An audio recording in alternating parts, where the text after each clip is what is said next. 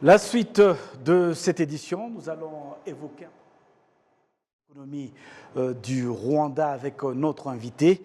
L'invité du journal aujourd'hui, c'est Danone Fraterne Musoni, jeune entrepreneur qui s'est lancé dans le café en apportant sa touche personnelle avec un concept nouveau que nous allons découvrir ici, café, communauté et tourisme. Économie durable. Le secteur touristique, vous le savez bien au Rwanda, devrait connaître une croissance spectaculaire sous forme de tourisme urbain et rural.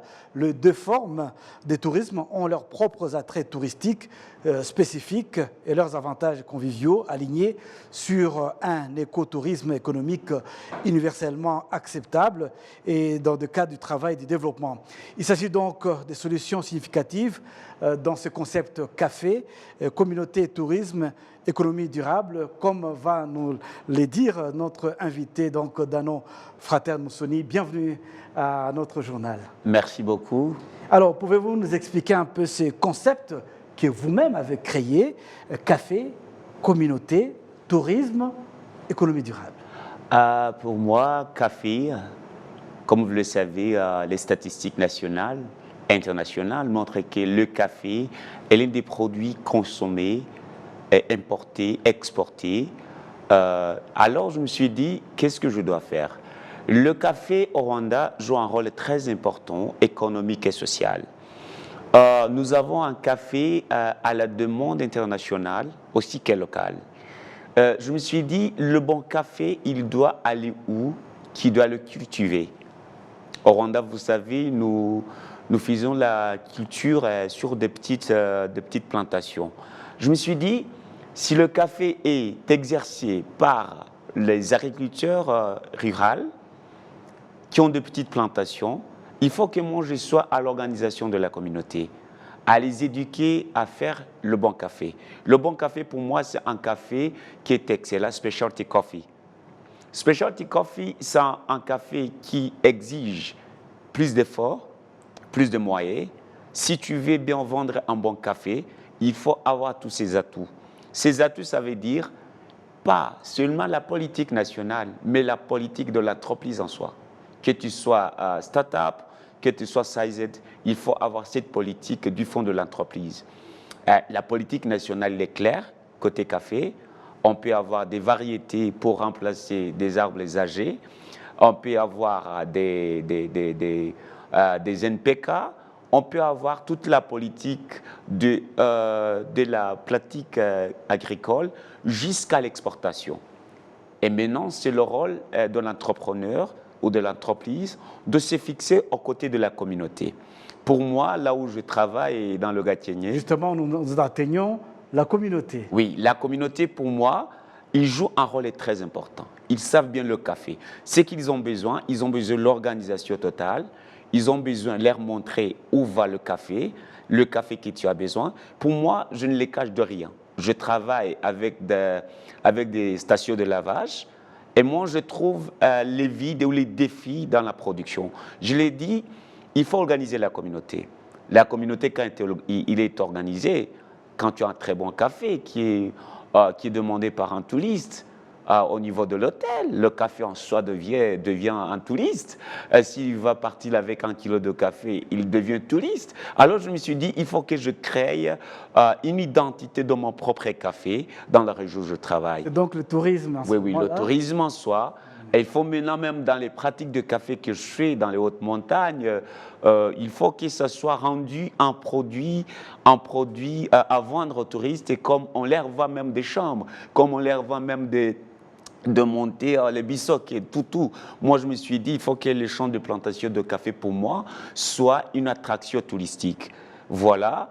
Et puis, pour moi, quand les trois sont combinés, quand tu as un très bon café, une communauté très organisée pour faire un café de qualité, de quantité, et le tourisme, tu as déjà une économie durable. Voilà. C'est très intéressant comme concept.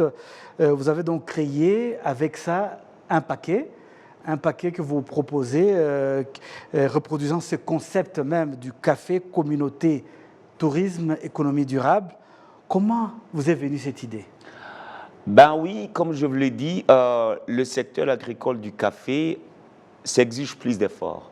Je me suis dit, si je dois créer un très bon café, il faut qu'il soit une solution à des problèmes que j'ai aux côtés de l'entreprise. Alors, c'est pour cela que je fais un high-ending coffee paquet.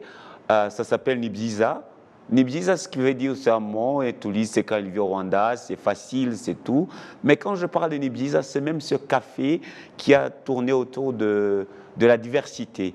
J'ai le gorille qui s'ouvre, et puis, l'argent que je vends le café... Vous présentez un peu le Rwanda à travers votre produit. Oui, oui. Je représente le Rwanda à travers de mon produit, la culture, tu vois Imigongo, tu vois les paysages, tu vois les gorilles, tu vois les bambous.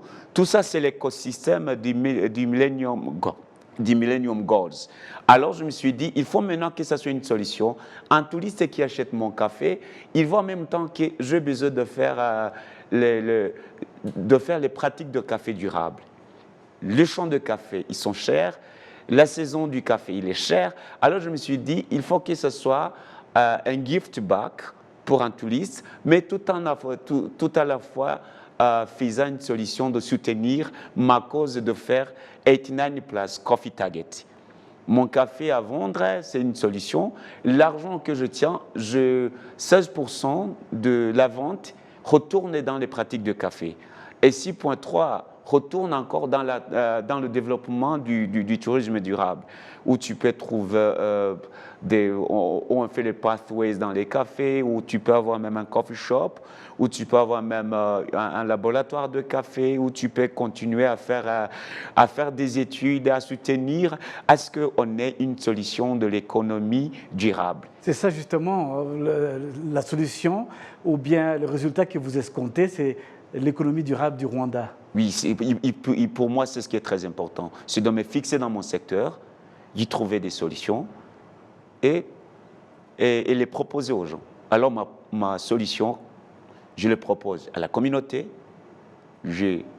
j'engage les acteurs politiques du Rwanda et j'engage le tourisme, le touriste en même temps. Les devises, la politique, la volonté de la population, pour moi, jouent un rôle de l'économie durable. Monsieur Moussoni, vous êtes jeune, hein, c'est assez rare quand même de voir des jeunes qui se lancent dans de tels projets innovants. Quel est votre moteur de motivation?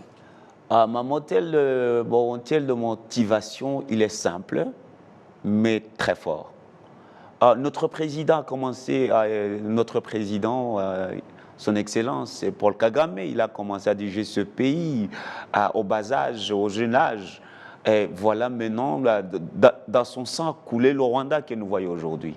C'est à moi d'en prendre l'avantage. C'est à moi d'en tenir compte et dire qu'est-ce que je peux faire pour les générations à venir.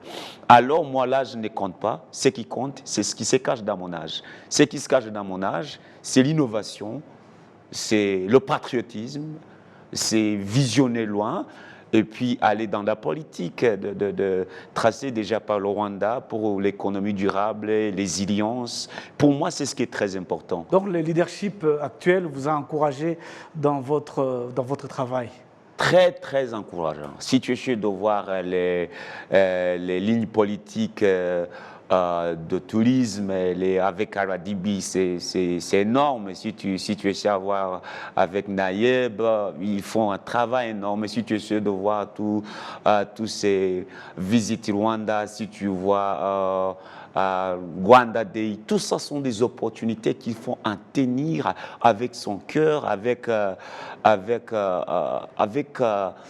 toute énergie. C'est tout un trésor que nous avons pour le Rwanda. Et puis, sont des idées qu'il faut mettre en commun, en paquet, et puis les proposer aux acteurs parce qu'il n'y a pas une économie sans qu'il y ait la synergie. Pour moi, quand j'ai des idées, je les propose aux acteurs dans le café, dans l'économie, et puis ça marchait comme ça. Vous avez mentionné plusieurs aspects dans votre projet. Vous savez également que le gouvernement rwandais incite le jeune à innover, à se créer des projets générateurs de revenus. Vous vous êtes lancé. Quel message voulez-vous transmettre aux jeunes Rwandais qui vous suivent en ce moment? Les jeunes Rwandais, je leur dirais, ils sont assis sur l'or. Le Rwanda, c'est l'or. Nous l'avons fait sortir dans le ténèbres. C'est à nous maintenant d'être la lumière. Et cette lumière, il vient du fond de soi. Nous avons un pays qui a déjà visionné. Vision 2020, c'est déjà fini, on est déjà 50. Où est-ce que tu es? Où est-ce que tu es? Voilà. C'est cette question que je leur poserai. Et quand tu leur dis « je suis ici », tout le monde est derrière toi. Je suis dans le café, j'ai des acteurs qui voient ce que je peux faire, même les touristes voient ce que je peux faire. L'international a besoin de café, je me suis fixé là-bas. Je me suis fixé là-bas, je n'ai pas peur d'avancer, je n'ai pas peur de dire que si tu es dans le tourisme, si tu es dans le ICT, il faut se visionner et amener les gens à côté de ta vision. Et n'est jamais aller, ni à gauche ni à droite. C'est ce que notre président nous dit. Et quand moi je travaille avec tous ces acteurs, je leur dis voilà la vision. Il me dit non, tu peux faire comme ça, tu peux faire comme ça. Et voilà, aujourd'hui, je suis une solution à moi, une solution à ma famille, et une solution à mon pays, une solution même au monde. Parce que si je leur vends du café, je suis une solution. Je suis une solution. Alors il faut penser à être une solution au monde entier. Et je crois même en Dieu que quand tu te vois une solution, tu es soutenu. Voilà. Merci à vous, Danon Fraterne Moussoni, d'avoir répondu à nos questions. Nous vous souhaitons très bonne chance dans votre projet. Merci beaucoup.